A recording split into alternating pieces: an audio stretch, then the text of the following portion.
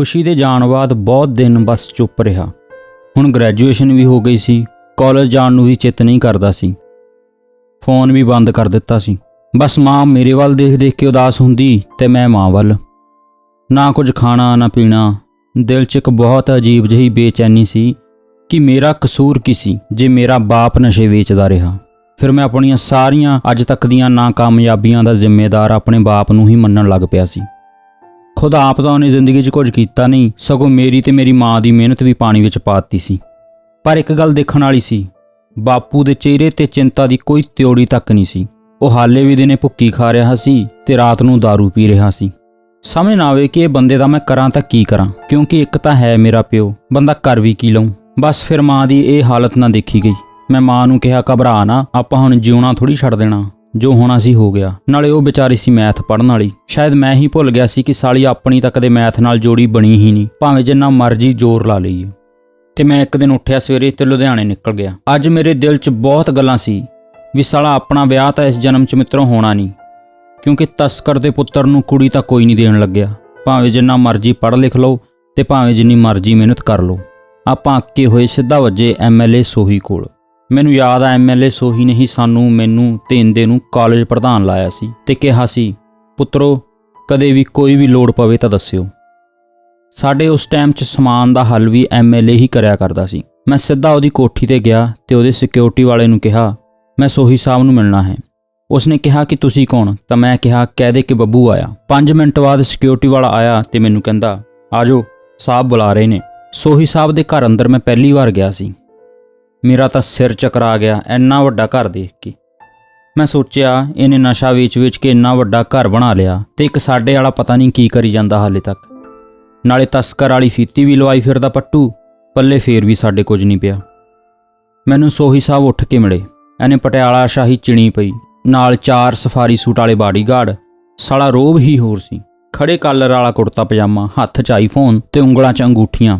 ਦੇਖਦੇ ਹੀ ਕਹਿੰਦੇ, ਬੱਬੂ ਕਿੱਥੇ ਹੋ ਗਿਆ ਸੀ ਤੂੰ? ਇੰਨਾ ਟਾਈਮ ਲੰਘ ਗਿਆ, ਕਦੇ ਮਿਲਿਆ ਹੀ ਨਹੀਂ। ਦੇਖੀ ਕਿਤੇ ਅੱਡ ਤਾਂ ਨਹੀਂ ਕਰਤਾ ਸਾਨੂੰ? ਮੈਂ ਸ਼ਰਮਾ ਜਿਹੇ ਕੇ ਕਿਹਾ, ਨਾ ਜੀ, ਤੁਹਾਨੂੰ ਅੱਡ ਕਰਕੇ ਕਿੱਥੇ ਜਾਣਾ। ਕਹਿੰਦਾ, ਹੋਰ ਸੁਣਾ, ਪੜ੍ਹਾਈ ਪੂਰੀ ਹੋ ਗਈ? ਮੈਂ ਕਿਹਾ ਹਾਂਜੀ। ਕਹਿੰਦੇ, ਆ ਤਾਂ ਫਿਰ ਪਾਰਟੀ ਹੋ ਗਈ ਬਈ ਤੇਰੇ ਵੱਲ। ਅੱਛਾ, ਕੋਈ ਪੇਪਰ ਅੜਿਆ ਤਾਂ ਨਹੀਂ? ਦੱਸ ਦੇ, ਮੈਂ ਕਢਾ ਦਿੰਨਾ। ਮੈਂ ਕਿਹਾ ਨਹੀਂ ਜੀ, ਸਗੋਂ 15ਵੇਂ ਨੰਬਰ ਤੇ ਆਇਆ ਯੂਨੀਵਰਸਿਟੀ 'ਚੋਂ। ਕਹਿੰਦੇ, ਫੇਰ ਤਾਂ ਭਾਈ ਤੇਰੀ ਭਰਤੀ ਕਰਾਉਣੀ ਪਊ ਹੁਣ ਕਿਤੇ। ਮੈਂ ਕਿਹਾ ਨਹੀਂ ਜੀ, ਉਹ ਵੀ ਨਹੀਂ। ਸੋਹੀ ਸਾਹਿਬ ਕਾਫੀ ਹੈਰਾਨ ਹੋਏ, ਕਹਿੰਦੇ ਕੀ ਹੋਇਆ? ਮੈਂ ਕਿਹਾ ਜੀ ਸਮਾਨ ਲੈਣਾ ਤੁਹਾਡੇ ਤੋਂ। ਤਾਂ ਉਹਨੇ ਮੈਨੂੰ ਟੋਕਿਆ, ਹੌਲੀ ਬੋਲ, ਘਰ 'ਚ ਉੱਚੀ ਨਹੀਂ ਕੋਈ ਬੋਲਦਾ ਸਮਾਨ ਬਾਰੇ।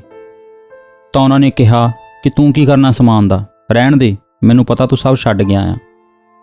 ਮੈਂ ਕਿਹਾ ਤੁਹਾਨੂੰ ਕਿਹਨੇ ਦੱਸਿਆ? ਤਾਂ ਕਹਿੰਦੇ ਇੰਦੇ ਨੇ। ਤਾਂ ਮੇਰੇ ਇੱਕਦਮ ਯਾਦ ਆਇਆ, ਇੰਦਾ ਇਹੀ ਤਾਂ ਸੀ ਜਿਹਨੇ ਮੈਨੂੰ ਸਮਾਨ ਤੇ ਲਾਇਆ ਸੀ। ਇਹਨੂੰ ਤਾਂ ਪੁਲਿਸ ਨੇ ਫੜ ਲਿਆ ਸੀ। ਤਾਂ ਮੈਂ ਪੁੱਛਿਆ ਕਿੱਥੇ ਹੈ ਇੰਦਾ? ਤਾਂ ਉਹਨੇ ਕਿਹਾ ਇੱਥੇ ਹੀ ਹੁੰਦਾ ਆ, ਮੇਰੇ ਲਈ ਕੰਮ ਕਰਦਾ ਹੁਣ। ਉਹਨੇ ਹੀ ਦੱਸਿਆ ਸੀ ਕਿ ਤੂੰ ਸਭ ਕੁਝ ਛੱਡ ਗਿਆ ਆ। ਮੈਂ ਕਿਹਾ ਕਿ ਉਹਨੂੰ ਤਾਂ ਪੁਲਿਸ ਨੇ ਨਹੀਂ ਫੜ ਲਿਆ ਸੀ? ਤਾਂ MLA ਨੇ ਕਿਹਾ, ਹਾਂ ਉਦੋਂ ਇੱਕ ਵਾਰ ਫੜਿਆ ਸੀ, ਮੈਂ ਉਸੇ ਦਿਨ ਛੁਡਾ ਲਿਆਇਆ ਸੀ। ਉਸ ਦਿਨ ਉਹਨੂੰ ਪੁੱਛਿਆ ਕਿ ਤੂੰ ਆਪ ਹੀ ਆਪਣੀ ਗ੍ਰਿਫਤਾਰੀ ਕਿਉਂ ਕਰਾਈ? ਤਾਂ ਇੰਦੇ ਨੇ ਕਿਹਾ, ਬੱਬੂ ਇੱਕ ਪੜ੍ਹਨ ਲਿਖਣ ਵਾਲਾ ਮੁੰਡਾ ਆ, ਆਪਣੇ ਘਰ ਦਾ ਕੁਝ ਸਵਾਰ ਸਕਦਾ, ਮੈਂ ਨਹੀਂ ਚਾਹੁੰਦਾ ਸਮਾਨ ਉਹਨੂੰ ਖਤਮ ਕਰ ਦੇਵੇ। ਤਾਂ ਉਸਨੇ ਆਪਣੀ ਗ੍ਰਿਫਤਾਰੀ ਆਪ ਦਿੱਤੀ ਤੇ ਮੁੜ ਕੇ ਕਦੇ ਤੇਰੇ ਸਾਹਮਣੇ ਵੀ ਨਹੀਂ ਆਇਆ, ਪਰ ਤੇਰੇ ਬਾਰੇ ਪਤਾ ਸਭ ਕਰਦਾ ਰਿਹਾ ਤੇ ਖੁਸ਼ ਹੁੰਦਾ ਰਿਹਾ ਕਿ ਤੂੰ ਹੁਣ ਸੁਧਰ ਗਿਆ ਹੈ। ਮੇਰੀਆਂ ਅੱਖਾਂ 'ਚ ਹੰਝੂ ਸੀ ਕਿ ਜਿਸ ਬੰਦੇ ਨੂੰ ਮੈਂ ਇੰਨਾ ਸਮਾਂ ਆਪਣਾ ਦੁਸ਼ਮਣ ਸਮਝਦਾ ਰਿਹਾ ਕਿ ਮੈਨੂੰ ਸਮਾਨ ਤੇ ਇਹਨੇ ਲਾਇਆ ਸੀ, ਉਹਨੇ ਹੀ ਮੈਨੂੰ ਸੁਧਾਰਨ ਦੀ ਕੋਸ਼ਿਸ਼ ਕੀਤੀ ਸੀ ਤੇ ਮੈਂ ਕਿੰਨਾ ਨਾਸ਼ੁਕਰਾ ਸੀ। ਕਦੇ ਮੁੜ ਕੇ ਉਹਦੇ ਬਾਰੇ ਪਤਾ ਵੀ ਨਹੀਂ ਕੀਤਾ ਕਿ ਉਹ ਕਿਵੇਂ ਹੈ, ਕਿੱਥੇ ਹੈ। ਭਾਵੇਂ ਉਹ ਮਾੜਾ ਸੀ, ਪਰ ਸੀ ਤਾਂ ਮੇਰਾ ਯਾਰ ਹੀ ਨਾ। ਅਸੀਂ ਕਿੰਨੀਆਂ ਲੜਾਈਆਂ ਇਕੱਠਿਆਂ ਨੇ ਲੜੀਆਂ, ਕਿੰਨਾ ਕੁਝ ਕੀਤਾ, ਕਿੰਨੇ ਨਸ਼ੇ ਸਾਂਝੇ ਕੀਤੇ, ਸਭ ਕੁਝ ਪਤਾ ਹੁੰਦਾ ਸੀ ਇੱਕ ਦੂਸਰੇ ਬਾਰੇ। ਆਮ ਤੌਰ ਤੇ ਲੋਕ ਨਸ਼ੇ ਲਾ ਕੇ ਕਿਸੇ ਤੋਂ ਪੈਸੇ ਵਸੂਲਦੇ ਹਨ, ਪਰ ਉਹਨੇ ਕਦੇ ਮੈਥੋਂ ਮੰਗਣੇ ਤਾਂ ਕੀ ਸੀ, ਸਗੋਂ ਮੈਨੂੰ ਪੈਸੇ ਦਿੱਤੇ ਬਹੁਤ ਵਾਰ ਸੀ। ਦੂਜੇ ਸਾਲ ਦੀ ਫੀਸ ਵੀ ਤਾਂ ਉਹਨੇ ਹੀ ਭਰੀ ਸੀ। ਮੈਂ ਬਹੁਤ ਸ਼ਰਮਿੰਦਾ ਹੋ ਕੇ ਸੋਹੀ ਸਾਹਿਬ ਤੋਂ ਪੁੱਛਿਆ ਕਿ ਕਿੱਥੇ ਹੈ ਇੰਦਾ? ਤਾਂ ਉਹਨਾਂ ਨੇ ਕਿਹਾ, ਛੱਤ ਤੇ ਚਲੇ ਜਾ, ਉੱਥੇ ਹੀ ਆ। ਮੈਂ ਭੱਜ ਕੇ ਛੱਤ ਤੇ ਗਿਆ, ਮੇਰੇ ਹੱਥ ਪੈਰ ਕੰਬ ਰਹੇ ਸੀ ਕਿ ਕੀ ਕਹੇਗਾ, ਪਰ ਉਹਨੇ ਮੈਨੂੰ ਦੇਖਦੇ ਸਾਰ ਹੀ ਭੱਜ ਕੇ ਜੱਫੀ ਪਾ ਲਈ ਤੇ ਛੱਤ ਤੇ ਜਿੰਨੇ ਵੀ ਬੰਦੇ ਬੈਠੇ ਸੀ ਸਭ ਨੂੰ ਉੱਚੀ ਆਵਾਜ਼ 'ਚ ਕਿਹਾ, ਖੜੇ ਹੋਵੋ ਓਏ, ਹੱਥ ਜੋੜੋ ਸਾਰੇ, ਮੇਰਾ ਛੋਟਾ ਭਰਾ ਆਇਆ। ਤੇ ਫਿਰ ਉਹਨੇ ਜੱਫੀ 'ਚ ਮੈਨੂੰ ਬਹੁਤ ਦੇਰ ਰੱਖਿਆ ਤੇ ਅਚਾਨਕ ਪਤਾ ਨਹੀਂ ਦਿਮਾਗ 'ਚ ਕੀ ਆਇਆ ਕਿ ਵਗਾ ਕੇ ਪਰਾਂ ਸੁੱਟਿਆ ਤੇ ਕਿਹਾ, ਤੂੰ ਇੱਥੇ ਕੀ ਕਰਨ ਆਇਆ ਬੱਬੂ ਵੈਸੇ? ਮੈਂ ਕਿਹਾ ਸਮਾਨ ਲੈਣਾ। ਉਹਨੇ ਮੇਰੇ ਚਪੇੜ ਛੱਡ ਦਿੱਤੀ ਸਭ ਦੇ ਸਾਹਮਣੇ ਤੇ ਕਿਹਾ, ਭੱਜ ਜਾ ਸਾਲਿਆ, ਤੈਨੂੰ ਸੁਧਾਰਦੇ ਨੇ ਮੈਂ ਆਪਣੀ ਤਸੱਲੀ ਕਰਾ ਲਈ।